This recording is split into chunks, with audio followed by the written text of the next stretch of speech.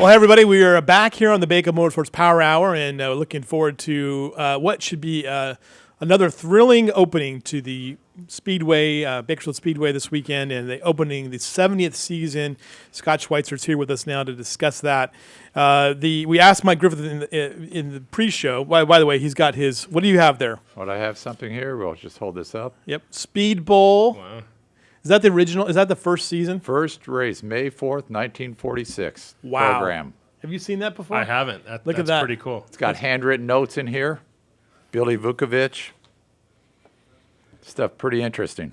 Wow. We'll talk about that here in a minute here, but we asked Griffith before the show started, actually in the first segment, about his dream lineup, and late models were in that category, Griff, and we're going to see a great late model race on Saturday night. Yeah, we're pretty fortunate that our season opener lines up with this show going on in Vegas, and we're able to get a lot of heavy hitters and a lot of our local guys. So the first race of the year is late models, and it's the West Coast Late Model Touring Series. So it's going to be a great night of racing out there. So just real quick, opening up the season here, the 70th season, we're going to have the West Coast late models that Scott mentioned, the sport mods, the hobby stocks, the American stocks, and the mini stocks. And then next weekend, the 14th, you'll have modifieds, hobby stocks, street stocks, IMCA stocks, mod lights, and mini dwarfs. So 2 great weekends of racing here. The racing will begin at 6 o'clock on Saturday. And basically, it's a great bargain too. $16 general admission, $14 for seniors, $14 for military with ID, $6 for kids 6 to 12. Kids 500 and free. And Griff? Camping and parking free. There you go. Yep. You are still in there. Yep, still in it. But what you're going to see is the power and the speed of the late model class. And here's our list of drivers coming in for this. We have Don Shaw out of Minnesota making his first trip to Bakersfield. And we have some familiar names in here. Steve Drake, Bobby Hogue, who was dominant at the Bud Nationals, right? Absolutely. Bobby Hogue's always tough at Bakersfield when he shows up. Mike Stadel, R.C. Whitwell, who, by the way, that's who Tom Mock said was the biggest blankety-blank story of the year. That's Tom's favorite. Yep. Mike Kirby, and I left off Rob Sanders' name, but he's coming too. Yeah, we got a whole host of them. You know, the Bartels will all be there. We got Jason Papage, Tony Toast. We got Jerry Stewart from Bakersfield that tested Saturday and Sunday. So, I mean, a ton of our local guys, and then some names you don't normally see because of the Vegas show. Mike Decker's coming. So we'll see some great late model race. You expect, and we'll show some of these pictures. Bobby Hogue, this is he's won so many races here. This is from 2009, actually. And then R.C. Whitwell, who, as we mentioned, Tom Mock, singing the praises. He's actually, I think, out of Arizona, right? Right. But the car is owned by a Bakersfield man. And Rob Sanders, who we've had on the show here before. But Don Shaw is kind of the guy you think might be the favorite coming into it. And why do you suspect that? You know, he's just a heavy hitter, guy that races back east and's got a lot of great wins under his belt. And we're real fortunate to finally get him to come out here. We've been trying to get him for a while, and things just lined up well. And he's going to be in Vegas and he's going to go ahead and make the tow over to California. So really excited to have a guy of his caliber at the racetrack. Now, when you haven't seen these cars before, I mean, they just are powerful, loud. I mean, they're everything what dirt track racing should be, right? Absolutely. Big, wide, fast, and great drivers. So, you know, they're not out there crashing them or tearing them up, but in just a great race. And you know, the track's going to be heavy because it's the beginning of the year. It'll be wet, so it'll be a great race. What do you expect, Mike, from the opening of the 2015 season? Bobby Hogue to be tough. Bobby Hogue owns Bakersfield Speedway. I think it's not Scott Schweitzer, it's Bobby Hogue. So obviously Don Shaw is going to be, but you know, it's a new season, new race, and there's going to be some tough competition. But Hogue's just uncanny. Yeah, he just finds ways to win. And why is that? I mean, is it just but because the track surface changes all the time. It's not like it's like you can find that groove like on an asphalt track. That track changes. Well, I think a lot of it is, you know, the driver. I mean, obviously, you put Bobby Hogue in anything, a modified, a late model, put him in a street stock, the guy's going to win. We see that a lot with Brad Pounds and Kyle Heckman. These guys are just great drivers. R.C. Whitwell, the guy will win in anything. But, Bobby has definitely got Bakersfield figured out. He knows the conditions can change the car. He's got great equipment, and he's always the contender when he shows up. Let me ask you this question. Now, we've been trying to get a hold of Blake Bowser for a couple of days now, and either his voicemail is completely full, his text, he can't receive texts anymore. About what time of this week does your phone you can't answer any more phone calls because people are so excited about coming out or have questions? Well, you know, mine's been burning up from last week Yeah. it started going crazy emails, and I'm actually getting questions about people thinking that we're the drag strip as well. So I have to send them that way. The guy called the other day, wants a 4-day pass and a wheelchair to get around at the drag strip, and I'm like, sorry, sir, we're not the drag strip. Yeah. But no, it gets busy. The excitement of starting the new season, and everybody's ready to go. So it's going to be, and the show we're starting out with creates great excitement as well. Yeah, you really can't have asked for a better show. I mean, Griff, you said that was one you want to see is late models, and what's the reason for that? Oh, as you said, they're just fast. The dirt late models are an awesome show. They're just a powerful car. They're big, as he said, wide. Amazing thing is they can run too wide easily at Bakersfield Speedway, which isn't a huge track. Right. So they can run side by side. I just love the way they're tossed into the corners. They bring the back end around to carry them through the corners with speeds. They're just a fun class to watch. We didn't ask you this last week, but kind of a couple questions for you. I mean, you really didn't have an off season if you think about it. I mean, you were. We talked about this. We talked about this a little bit last week. That you were busy with stuff. The turkey. What was it? Thanksgiving Thunder. That ended up being probably a bigger event than you had probably planned for, and definitely going to put on the calendar for this year. But what kind of changes have you made to the facility, or anything you've done differently between the end of the season and now? The biggest thing is the new clay. Yeah. We hauled in 82 loads of new clay, and we practiced Saturday night on it for about an hour and a half, and then we got rained out, and we came back and opened it back up for Sunday. So got a lot of good feedback. The guys liked the track, the way the shape is in it. It held great moisture all day long under the sun. So we're really excited about the new clay. As far as the facility, just paint and, signs and banners and, a few tweaks here and there. We got some personnel changes and people in different places and, some officials' trucks and stuff like that. Right. So just the normal, off-season thing. But the biggest deal was the track surface, working on that. Tell me a little bit your expectations for the coming season. 3 things that you think are going to stand out coming up this year for you. Well, obviously, opening night of the 70th season of the Speedway. I'm really, really excited about that. Really excited about the Richie McGowan Memorial Race, where we have our fireworks show. We were just talking about that at the beginning of the week with some other people, and some of the drivers were saying, hey, that's our favorite race. And so obviously that, and then top it off with the 30th Annual Bud Nationals at the end of the year. So the beginning, the middle of the year, and the end of the year, we got 3 great shows. And believe it or not, it'll be here before you know it. I mean, it'll be October, and you'll be right through it. So it's amazing how fast it goes as you get ready for it. The 70th season, though, you've owned the track for like 13 years now. Yeah, this is my 13th season. What does that mean for you to know that you've had this track's been in the community for that long, though? I mean, it's an honor to be, owning the racetrack and be able to continue that. We're obviously the longest continuing running racetrack in the Western United States, which is a great honor to have as well.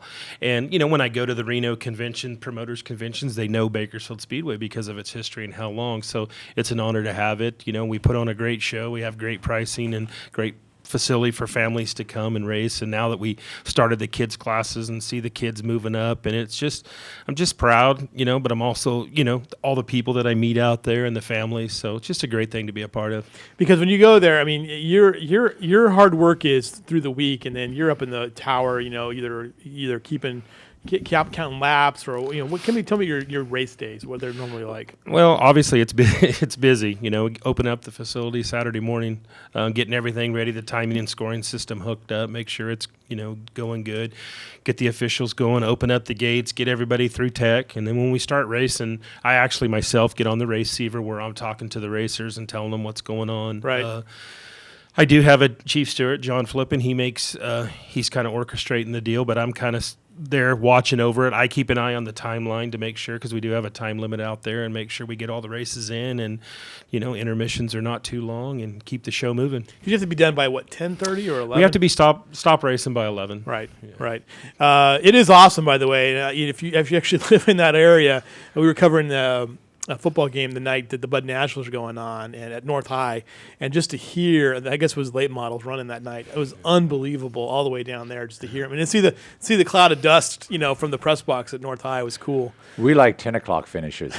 Well, we love 10 o'clock. We do Quite pretty often good. they do pretty good. We don't, once we start racing, being that we're on a dirt track, we can't really drag it out because of the surface of the track. It right. impedes that. So once we start racing, we try to keep the show moving and keep cars on it. So usually between the 10 and 10:30 hours what we're after, and you know, we accomplish that. A lot of it just depends on how many cars are in the gate, so you know, things stretch out. You talk all the time about family and how important family is to Bakersfield Speedway. Let's show this next picture, Chris. This special moment here. A couple of your drivers, Brad Pounds and Tina McGowan, tying the knot.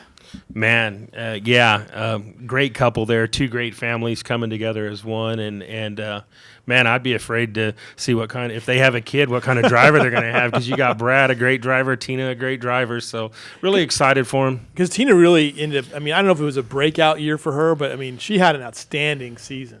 She did, and talking to her at the wedding, man, she's ready to go racing. That's so, right, I bet. I mean, yeah, really happy for those two, and as you can see, Troy Morris, the junior, our modified driver, he's the one doing the ceremony there. There's 3 race car drivers. Yeah, in that so picture. it was just a cool deal out at Joey's house, who's another racer. It was just a great time for these guys. And there was significance to the date because they got married on Monday, March 2nd. Tell me that significance.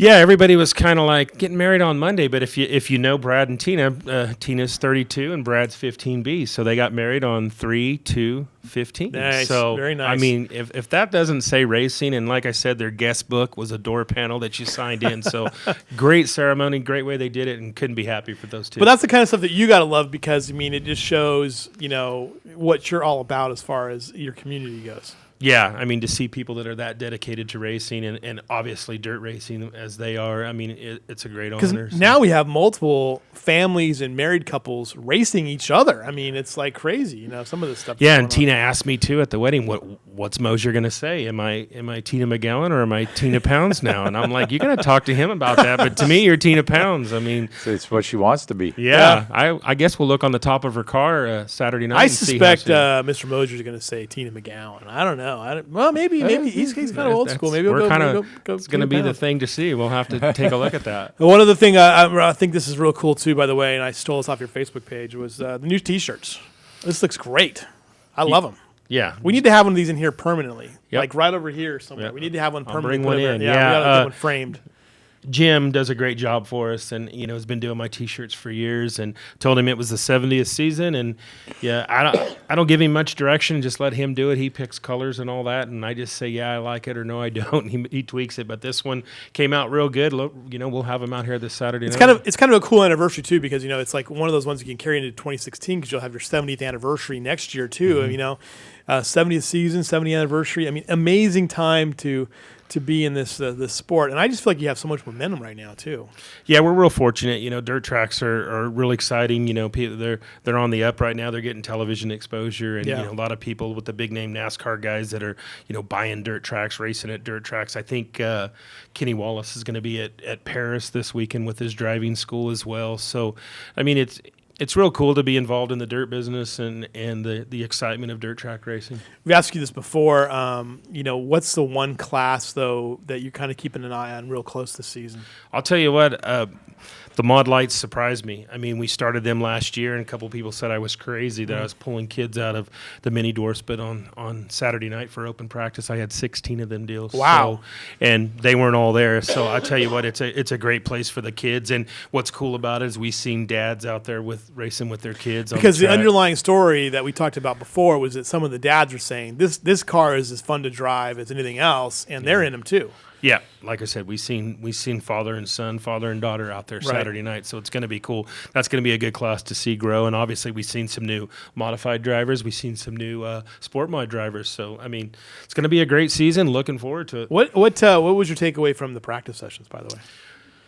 I was excited. We had one motor failure. We didn't have any real crash cars, a couple little fenders that got together, which is good. We did get rained out on Saturday, ran about an hour and a half, but we opened the gates back up for Sunday and let them come back. And, you know, people got some great laps in and shook cars down and got all ready. So, I mean, I was impressed. Got a good crowd. We got to see some Race Saver sprint cars showed up from the Fresno area. They came down and, you know, went around the track pretty well and looked pretty good. So, You know, I would imagine as an event manager, there's certain events that, you know, it takes a while to come down from, you know, like the excitement of the day and everything. Is that going to be you? You be able to go to sleep pretty well on Saturday night, or are you going to? No, fired up? I was jazzed up on Saturday at the practices just to see cars on the track. Right. I was running around in the tower. I was running in the pits, and I mean, yeah, it's it's in my blood, I guess. Once we finally get to the point where we're starting to race, it gets you, and you get excitement and adrenaline going. Absolutely. All right, great stuff from Bakersfield Speedway. We'll have full coverage in Sunday's newspaper of the first day of opening night at Bakersfield Speedway, along with all of our March meet coverage. I'm still trying to talk. Griffith doesn't know this yet, but I'm trying to talk him into, because we're going to be covering the March meet, but I'm going to try to talk him into a little drive down the road. He's got plenty of time. He's got plenty of time. Gets over Griff. at You got like plenty 4 of or time. something. I'll buy you a taco, okay? I'll buy you a fried burrito. We'll go down there. We'll have a great time. We'll shoot a little video. We'll do some interviews, and we'll go back up to the trailer and eat grapevines. That's fine. All right. As long as Lynch is doing the print. Lynch is doing the print. We'll take care. We'll go do our stuff. Then we're okay. Unless there's a better opportunity, like a party or a live band.